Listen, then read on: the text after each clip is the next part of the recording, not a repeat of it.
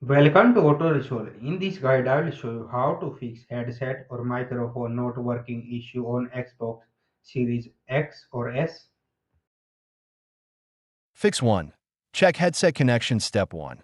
Unplug the headset from the controller or console. Step 2. Plug it back in firmly. Step 3. Make sure the headset is not muted. Fix 2. Restart Xbox and controller. Step 1. Turn off your Xbox completely. Step 2. Remove controller batteries or disconnect it. Step 3. Turn on Xbox and reconnect the controller. Fix 3. Check audio and mic settings. Step 1. Press Xbox button, Profile and System Settings. Step 2. Go to General, Volume and Audio Output. Step 3. Set headset audio correctly and increase mic volume. Fix 4.